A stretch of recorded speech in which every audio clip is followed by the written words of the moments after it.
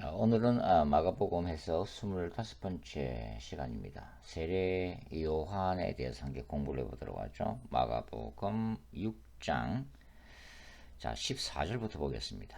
마가복음 6장 14절부터 29절까지 함께 공부를 해보도록 하겠습니다. 자, 14절부터 읽어보죠. 이에 예수의 이름이 드러난지라 헤롯왕이 듣고 이르되 이는 침례 요한 세례 요한이 죽은 자 가운데서 살아났도다. 그러므로 이런 능력이 그 속에서 일어나느니라고. 어떤 이는 그가 엘리야라 하고 또 어떤 이는 그가 선지자니 옛 선지자 중에 하나와 같다 하되 헤롯은 듣고 이르되 내가 목벤 요한 그가 살아났다 하더라. 전에 헤롯이 자기가 동생 빌립의 아내 헤로디아에게 장가든 고로 이 여자를 위하여 사람을 보내어 요한을 잡아 옥에 가두었으니 이는 요한이 헤롯에게 말하되 동생의 아내를 취한 것이 옳지 않다 하였음이라. 헤로디아가 요한을 원수로 여겨 죽이고자 하였으되 하지 못한 것은 헤롯이 요한을 어렵고 거룩한 사람으로 알고 두려워하여 보호하며 또 그의 말을 들을 때 크게 번민을 하면서도 달갑게 들어밀어라. 21절 마침 기회가 좋은 날이 왔으니 곧 헤롯이 자기 생일에 대신들과 천부장들과 갈릴리의 귀인들로 더불어 잔치할세. 헤로디아의 딸이 진이 들어와 춤을 추어 헤롯과 그와 함께 앉은 자들을 기쁘게 한지라. 왕이 그 소녀에게 이르되 무엇이든지 네가 원하는 것을 내게 구하라 내가 주리라 하고 또 맹세하기를 무엇이든지 네가 내게 구하면 내 나라의 절반까지라도 주리라 하거늘. 그가 나가서 그 어머니에게 말하되 내가 무엇을 구하리까. 그 어머니가 이르되 세례 요한의 머리를 구하라 하니 그가 곧 왕에게 급히 들어가 구하여 이르되 세례 요한의 머리를 소반에 얹어 곧 내게 주기를 원하옵나이다 하니 왕이 심히 근심하나 자기가 맹세한 것과 그 안전자들로 인하여 그를 거절할 수 없는지라. 왕이 곧 시병 하나를 보내어 요한의 머리를 가져오라 명하니 그 사람이 나가 옥에서 요한을 목베어 그 머리를 소반에 얹어다가 소녀에게 주니 소녀가 이것을 그 어머니에게 주니라. 요한의 제자들이 듣고 와서 시체를 가져다가 장사하니라. 자, 제자들의 전도 여행 기사 가운데 끼어있는 이 샌드위치 구조로서의 침례 요한, 베프티스트 잔, 세례 요한의 죽음에 대해서 함께 살펴보도록 하겠습니다. 자, 세례 요한의 죽음에 대한 기록은 누가복음 9장이 가장 짧게 보도하고 있죠. 그리고 마가복음이 이 마가 본문이 가장 길게 서술을 하고 있습니다. 마태 본문인 마태복음 14장은 거의 이 마가복음의 기록을 따르고 있음을 볼 수가 있습니다. 자, 마가복음에서 베프티스트 잔에 대한 기록은 어디에 등장하고 있죠? 마가복음 1장에 등장을 하고 있죠. 대부분의 공간 복음서들이 이 세례요한 기사를 서두에 이제 기록을 하고 있지만 이 마가복음은 1장 4절부터 8절까지에 걸쳐서 기록을 해놓고 있습니다.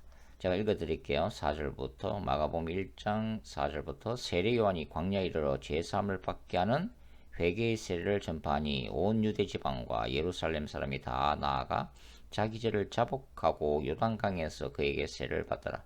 요한은 낙타트롯을 입고 허리에 가죽띠를 띠고 메뚜기와 석정을 먹더라. 7절 그가 전파 이르되 나보다 능력 많으신 이가 내 뒤에 오시나니 나는 굽혀 그의 신발끈을 풀기도 감당하지 못하겠노라. 나는 너에게 물로 세를 베풀었거니와 그는 너에게 성령으로 베풀리라. 자, 마가복음 1장 7절 능력 많으신 이인 예수.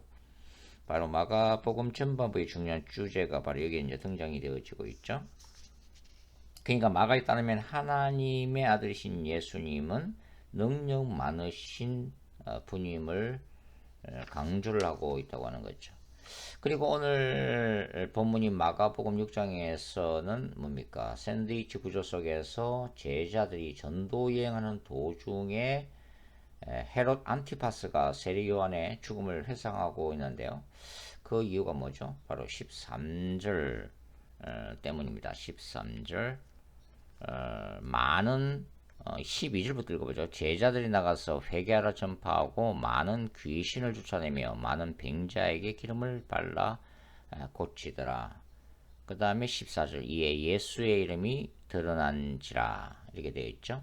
그러니까 제자들이 전도여행 중에 in Jesus name 예수님의 이름으로 사겠고 그 결과로 수많은 악령들이 쫓겨나갔고 많은 병자들이 고침을 받았다고 하는 이 소문, 이 소문이 헤롯에게까지 전해졌다는 것을 우리가 알 수가 있습니다. 그래서 헤롯이 보인 반응이 뭐죠? 14절 보시면 헤롯 왕이 듣고 이르되 이는 세례 요한이 죽은 자 가운데서 살아났도다. 그러므로 이런 반응이 그 속에서 일어나느니라 하고, 그리고 또 16절 헤롯이 듣고 이르되 내가 목벤 요한 그가 살아났다 하더라.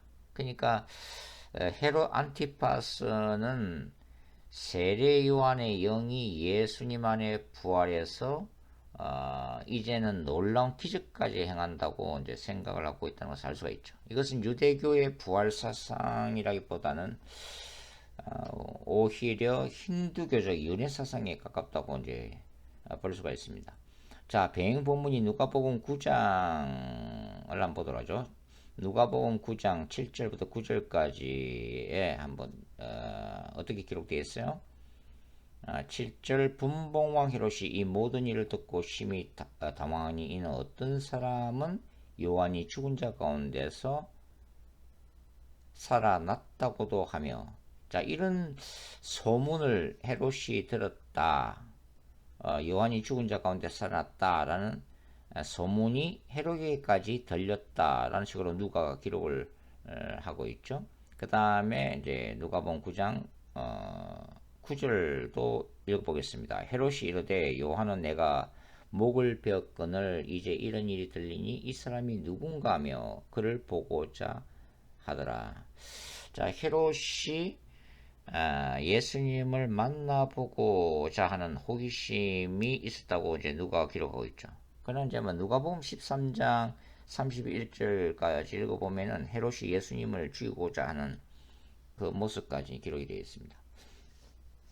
자, 이런 이 복음서들의 기록을 볼 때 헤롯은 세례 요한에 대한 존경심과 두려움을 가지고 있었다는 것을 알 수가 있죠. 그리고 이 어인 세례 요한을 죽였다고 하는 그 어떤 자책감이 그의 속에 지속적으로 존재하고 있었다는 것을 우리가 알 수가 있겠습니다.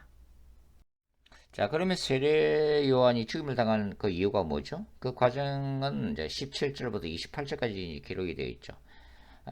선지자 세례 요한이 헤롯 왕의 부도덕을 공개적으로 비판했기 때문입니다. 자, 탐욕적인 헤롯 안티파스가 자신의 동생 빌립 안의 헤로디아를 자기 아내로 삼게 되죠. 이 헤로디아는 사실 굉장히 무서운 여자죠. 헤롯은 세례 요한을 대중들의 선지자로 두려워했지만 헤로디아는 선지자 세례 요한이 이제 부도덕성을 공개적으로 비판했을 때 원한을 품게 됩니다. 그래서 세례 요한을 죽이려 하지만 헤롯 왕이 이제 동의를 하지 않죠. 그러다가 이제 헤롯 왕의 이제 생일 잔치가 이제 열리게 되고 그 자리에서 그 헤로디아 자신의 딸 그 살로메가 관능적인 춤을 춤으로써 이제 사건이 시작되게 됩니다. 이 헤로디아의 딸 이름이 살로메라고 하는 것은 그 유대인 역사자 요세푸스가 주장하는 거죠.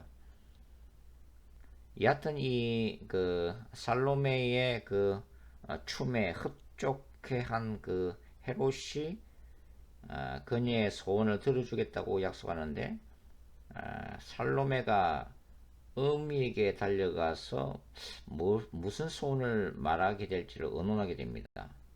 바로 헤로디아에게는 주로의 찬스가 온 거죠. 그래서 세례 요한의 머리를 요구하라고 말하게 되고 헤롯 왕은 이미 이 살로메에게 한 그 약속 때문에 체면과 분위기 때문에 어쩔 수 없이 이제 세례 요한의 목을 베라는 명령을 내리게 됩니다. 그러니까 이 세례 요한의 죽음 사건에는 이 헤로디아와 딸 살로메가 일종의 판무 파탈 요부들로 이제 등장을 하고 있는 거죠. 자, 세례 요한의 죽음을 다룬 명화들이 몇 편 있죠. 그 중에서 지금 화면에 보시는 그림은 카라바조가 그린 세례자 요한의 참수라는 제목을 가지고 있는 그림입니다. 이 카라바조는 사실 로마에서 살인죄를 저지르고 몰타로 도피한 사람이죠.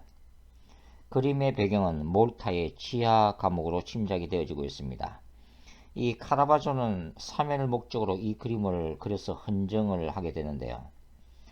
몰타에서 1565년에 벌어진 대전투에서 장렬하게 목숨을 잃은 120명의 성 요한 기사단 소속 기사들의 영웅적인 죽음을 추모하기 위한 이 그림을 그려서 바치게 됩니다.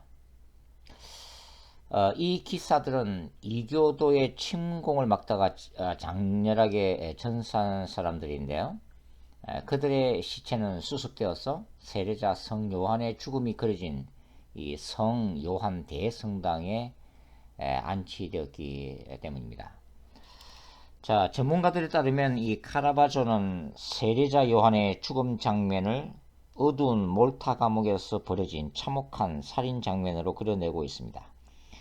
카라바조는 다른 그림에서는 표현하지 않은 그 몰타의 성벽과 대문을 그림 속에서 배경으로 그려넣는데요. 성벽 오른쪽에 보시면 감옥에 갇혀있는 두 명의 죄수들이 있습니다. 이들은 창살 밖에서 자행되는 끔찍한 살인 장면을 목격하는 일종의 증인들로 이렇게 그려져 있죠. 중앙 땅바닥에는 두 팔이 뒤로 결박된 채 저항하지 못하고 무력하게 목이 잘린 채 죽어가고 있는 세례자 요한의 모습을 볼 수가 있습니다.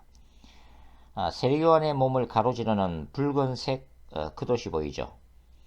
이것은 순교를 상징하고 있습니다. 그래서 세례자 요한의 붉은 스넬과 함께 이 옷은 상체와 하체를 갈라놓고 있습니다. 또 세례자 요한이 깔고 엎드린 양털 가죽은 예수님의 죽음과 함께 세상의 죄를 없애시기 위해 희생되는 무죄한 이의 죽음을 암시하고 있습니다. 사형 집행인의 모습은 이 그림에서 자세히 이렇게 보기는 힘들지만 세례자 요한의 머리채를 잡고 목을 자르기 위해서 뒷짐에서 칼을 꺼내고 있는데요. 세례 요한의 목은 잘려서 피를 흘리고 있음에도 불구하고 사실 이 그림을 직접 보게 되면 이 사형 집행인의 그 당금이나 또 땅바닥에 놓인 칼에는 피가 묻어 있지 않습니다. 그러니까 무죄한 이의 죽음 앞에서 나는 죽이지 않았다며 아무도 책임지지 않으려는 심리를 반영한 것으로 전문가들은 해석을 하고 있죠. 허리춤에 감옥 열쇠를 차고 있는 간수는 오른쪽 손가락으로 세례 요한의 머리를 잘라 쟁반에 올려놓으라고 지시하고 있습니다. 그리고 나이 많은 여인은 끔찍한 살인 현장을 목격하고 두 손으로 머리를 감싸고 경악하고 있죠. 자, 이 젊은 여인이 그려져 있는데요. 이 젊은 여인은 허리를 굽혀 금빛 쟁반을 내리고 있습니다. 아마도 헤로디아의 딸 살로메가 아닌가 그렇게 짐작을 하고 있죠. 세례 요한, 그는 어떤 선지자였을까요? 사복음서에 나타난 세례 요한의 영성을 간략하게 한번 공부해 보도록 하겠습니다. 첫 번째 세례 요한의 영성은 타협하지 않는 하늘의 목소리라고 할 수가 있습니다. 광야에서 세례 요한은 자신의 신적 부르심을 깨닫게 되죠. 그 자기가 왜 부름을 받았는지 그 구체적인 사명을 깨닫습니다. 그래서 광야에서 외치는 자로서의 자신의 존재 목적을 세례 요한은 확인하고 담대하게 자신의 길을 묵묵히 걸어간 사람이죠. 요단강으로 나오는 모든 사회계층의 무리들에게 세례요한은 하늘의 음성으로 설교를 했습니다.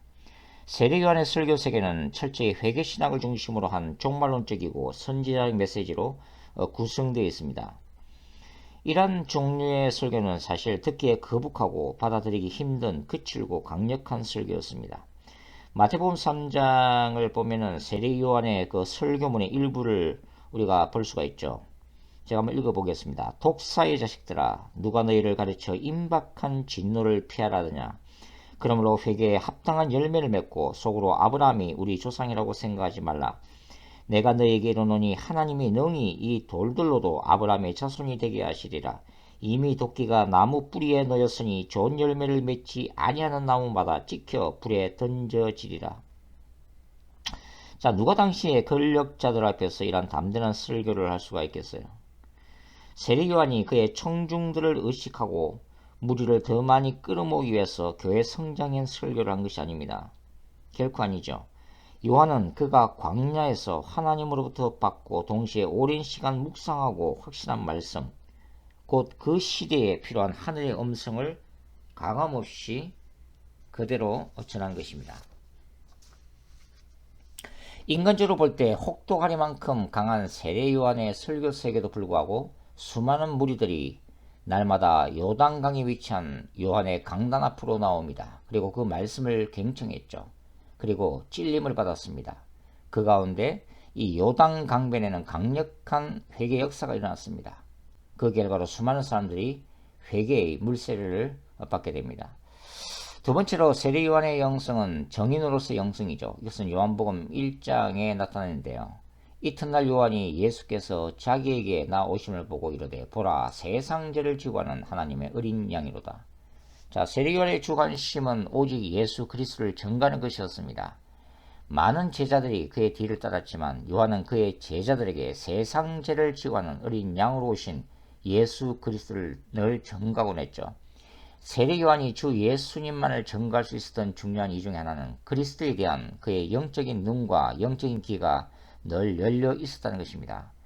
요한은 그가 요단 강가에서 예수께 세례를 베풀 때 예수께서 하늘이 열리고 성령이 비둘기같이 자신에게 임하는 것을 본 것과 똑같이 요한 자신도 그것을 볼 수가 있었다는 거죠. 예수께서 이는 내 사랑하는 아들이요 기뻐하는 자라는 아버지의 음성을 들을 수 있었던 바와 같이 성령이 내려서 누구에게든지 머무는 것을 보거든 그가 곧 성령으로 세례를 베푸는 이인 줄 알라라는 하나님의 음성을 세례 요한은 들을 수가 있다고 하는 것입니다. 자, 세례 요한의 영성은 세 번째로 겸손함의 영성이라고 할 수가 있는데요. 요한복음 3장 26절부터 30절에 기록되어 있죠. 그들이 요한에게 가서 이르되 랍비여 선생님과 함께 요단강 저편에 있었더니 곧 선생님이 정언하시던 이가 세례를 베풀매 사람이 다 그에게로 가더이다. 요한이 어떻게 대답해요? 만일 하늘에서 주신 바니면 사람이 아무것도 받을 수 없느니라. 내가 말한 바 나는 그리스도가 아니요 그의 앞에 보내심을 받은 자라고 한 것을 정언할 자는 너희니라. 신부를 취하는 자는 신랑이나 서서 신랑의 음성을 듣는 친구가 크게 기뻐하나니 나는 이러한 기쁨으로 충만하여노라. 그는 흥하여야 하겠고 나는 새하여야 하리라. 자, 요한 자신은 그리스도께서 역사의 전면에 나타나셨기 때문에 이제는 역사의 무대 뒤로 조용히 물러나야 하는 존재임을 겸손히 깨닫습니다. 그 사실을 겸손히 받아들이고 있었다고 하는 거죠. 즉 세례 요한은 자신이 나서야 할 때와 물러날 때를 알았던 사람이라고 할 수 있습니다. 오직 예수 그리스도를 기뻐하고 그분만을 드러내는 것, 이것이 세례 요한의 사역 목적이었습니다. 자신이 흥할 때, 자신의 이름이 드러날 때, 자신이 영광을 받을 때 예수님이 상대적으로 온전히 영광을 받지 못함을 알았기 때문에 자신의 사역과 영광이 무대 뒤로 사라짐으로써 상대적으로 예수 그리스도의 사역과 영광이 팔레스타인 전체에 드러나길 원했던 선지자입니다. 따라 세례 요한은 이렇게 고백하고 있죠. 그는 흥하여야 하겠고 나는 새하여야 하리라. 세례 요한, 그는 어떤 영성을 가진 사람일까요? 네 번째는 연약함의 영성입니다. 마태복음 11장 2절부터 6절에 이렇게 기록되어 있죠. 요한이 옥에서 그리스도께서 하신 일을 듣고 제자들을 보내어 예수께 여짜오되 오실 그이가 당신이오니까 우리가 다른 일을 기다리오리까. 예수께서 대답하여 이르시되 너희가 가서 듣고 보는 것을 요한에게 알리되 맹인이 보며 못 걷는 사람이 걸으며 나병 환자가 깨끗함을 받으며 못 듣는 자가 들으며 죽은 자가 살아나며 가난한 자에게 복음이 전파된다 하라. 누구든지 나로 말미암아 실족하지 아니하는 자는 복이 있도다 하시니라. 그리스도를 위해서 살겠던 세례 요한이 감옥에서 꼭 한 가지 확인하고 싶었던 근본적인 질문입니다. 당신이 정말 메시아이십니까? 라고 하는 질문이었죠. 이러한 연약함이 세례 요한에게도 있었음을 말해주는 대목입니다. 예수님은 자기 자신을 과연 메시아로 확신하고 계신 것인가? 그것을 확인하고 싶었다고 하는 거죠. 예수님은 요한의 제자들에게 이렇게 말씀하십니다. 바로 이사야 35장을 인용하신 말씀이죠. 너희가 가서 듣고 보는 것을 요한에게 알리되 맹인이 보며 못 걷는 사람이 걸으며 나병 환자가 깨끗함을 받으며 못 듣는 자가 들으며 죽은 자가 살아나며 가난한 자에게 복음이 전파된다 하라. 누구든지 나로 말미암아 실족하지 아니하는 자는 복이 있도다. 바로 메시아 사역을 예고하는 이사야서의 말씀이죠. 예수님의 평가는 뭐죠? 세례 요한에 대한 예수님 평가는 뭡니까? 여자가 낳은 자 중에 세례 요한보다 큰 자가 없다라고 예수님 말씀하시죠. 그만큼 구속사 역사에 큰 획을 그은 인물이 바로 세례 요한입니다. 세례 요한은 구약시대와 신약시대를 잇는 그 브릿지 역할을 한 위대한 하나님의 사람이었다고 할 수가 있습니다. 자, 우리가 세례 요한의 죽음을 공부하면서 이제 한 가지 질문을 할 필요가 있습니다. 그것은 위대한 하나님의 사람이 꼭 이런 죽음을 죽어야만 하는가 하는 거죠. 위대한 하나님의 선지자가 어이없는 죽음을 죽었기 때문입니다. 사실 이런 질문은 오늘날에도 계속되고 있죠. 남가주 어느 교회의 그 선교사님의 죽음도 이와 유사합니다. 사실 이 선교 사역을 위해서 10년 넘게 준비를 하셨던 분이었죠. 그리고 모든 선교 준비가 끝나고 교회에서 선교사 파송 예배를 드리고 출발했습니다. 목적하는 섬에 갱비행기로 가는 도중에 갱비행기가 고장이 나는 바람에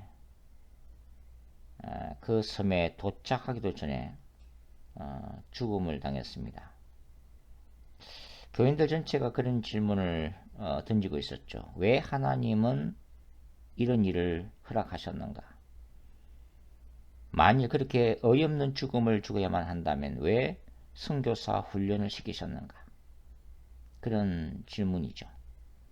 어떤 교회는 20년을 새벽 기도를 다니시던 신실하신 권사님이 새벽에 끔찍한 교통사고를 당한 일도 있었습니다.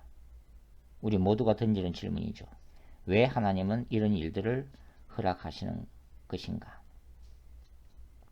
사실 헤롯 안티파스의 잔치 자리에서 세례 요한의 죽음이 일어날 줄은 아무도 몰랐습니다. 모든 일이 갑자기 우연처럼 그렇게 진행된 것이죠. 살로메 춤이 어떤 사건을 일으키는 하나의 계기가 되었고, 살로메의 음이 헤로디아의 분노가 헤롯으로 하여금 다시는 돌아올 수 없는 그 다리를 건너게 만들었습니다. 잔치 자리에 세례 요한의 머리는 마치 하나의 진귀한 음식처럼 접시에 담겨 등장하게 된 것이죠.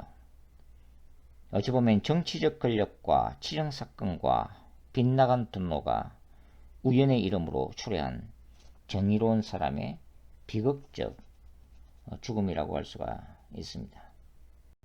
어떻게 보면 이 세례 요한의 죽음은 바로 예수님의 죽음을 예고하고 있기도 합니다. 세례 요한의 죽음이 정치 권력, 헤롯 왕, 그리고 살로메와 헤로디아라고 하는 예수님을 죽이고자 하는 음모자들이 있고, 그 결과로 세례 요한이 죽음을 당한 것처럼 제사장들과 바리새인들이라고 하는 음모자들에 의해서 당시의 정치 권력, 빌라도 총독은 마침내 예수님을 십자가에 넘겨주게 됩니다. 사실 세상의 눈으로 보면 인간의 역사는 우연으로 가득 차 있습니다. 그러나 하나님의 눈으로 보면 우연이란 없죠. 하나님의 섭리로 가득 차 있습니다. 하늘을 나는 한 마리 참새도 하나님의 허락 없이는 땅에 떨어질 수가 없기 때문이죠. 우리가 두려워하는 악의 역사조차도 하나님이 연출하시는 무대 위의 한 소품일 뿐입니다. 하나님의 섭리는 두 가지로 할 수가 있죠. 첫 번째가 적극적인 섭리입니다. 이것은 하나님의 강한 의지로 움직이는 역동적인 역사죠. 두 번째가 하나님의 수동적인 섭리입니다. 이것은 하나님이 내버려 두시는 하나님의 유기죠. 그 일이 일어나도록 그냥 허락하시는 것입니다. 하나님은 인간의 분노와 담욕의 거짓의 역사 속에서 역사는 사탄의 활동을 허락하셨다고 볼 수가 있습니다. 사탄은 헤롯과 살로메와 헤로디아를 사용하여 광야에서 외치는 자인 세례 요한을 죽음에 이르게 하였습니다. 전능하신 하나님은 그분의 섭리 가운데 요한의 죽음을 허락하신 것이죠. 하나님은 세례 요한의 의로운 죽음을 영광스러운 순교적 제물로 받으셨음을 알 수가 있습니다. 그리고 그리스도를 위해서 길을 만드는 웨이메이커로서의 세례 요한의 시대가 끝나고 본격적인 메시아 시대가 시작되도록 섭리하셨다는 것을 우리가 알 수가 있습니다. 오늘은 세례 요한의 죽음을 공부를 해봤습니다. 세례 요한이 죽음을 당했음에도 불구하고 그러나 그가 광야에서 외치는 자의 소리로서 위대한 일을 했다는 사실을 우리가 이제 기억해야만 하죠. 그의 죽음이 비록 어이없는 죽음으로 끝났지만 하나님 앞에서 그의 죽음은 헛되지 않음도 우리는 이해해야만 합니다. 다음 시간에 계속해서 또 마가복음 공부하도록 하겠습니다. 수고하셨습니다.